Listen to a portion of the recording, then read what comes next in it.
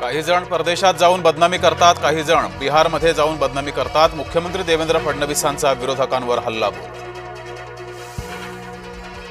ओबीसींमध्ये भ्रम निर्माण करण्याच्या फंदात कोणीही पडू नये, लक्ष्मण हाकेंचा हल्लाबोल।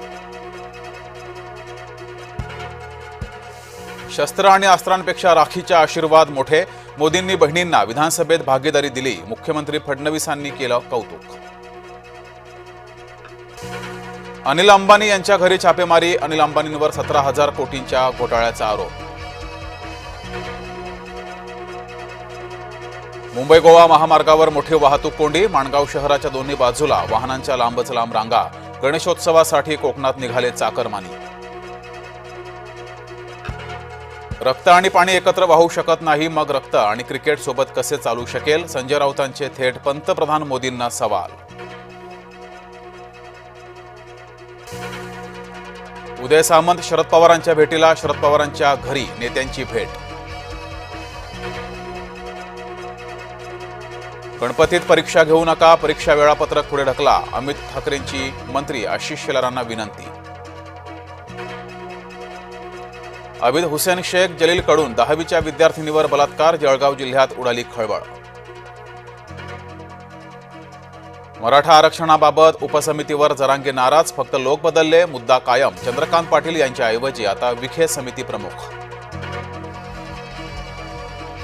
गणेशोत्सवाच्या तोंडावर तात्पुरती खड्डे भरणी, तब्बल 15 वर्षांपासून रखडलाय महामार्ग। संभाजीनगरमध्ये ऑनलाईन गेमिंगमुळे पहिला बळी, गळफास घेत 17 वर्षाच्या मुलानं संपवलं आयुष्य।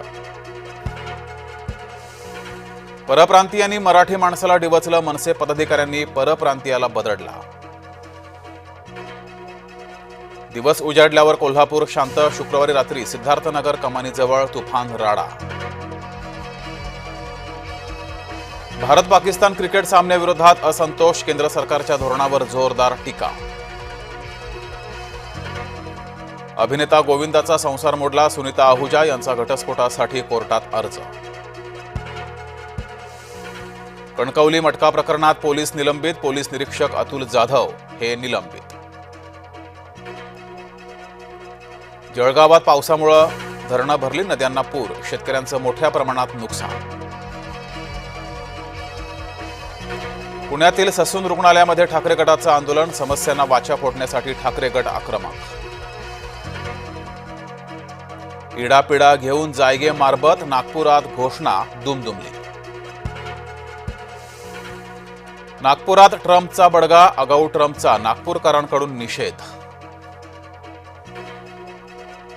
गणेशोत्सवापूर्वी मुंबईच्या रस्त्यांवरील सर्व खड्डे पूर्णपणे भरा, मुंबई उपनगराचे पालकमंत्री आशिष शेलार यांचे आदेश।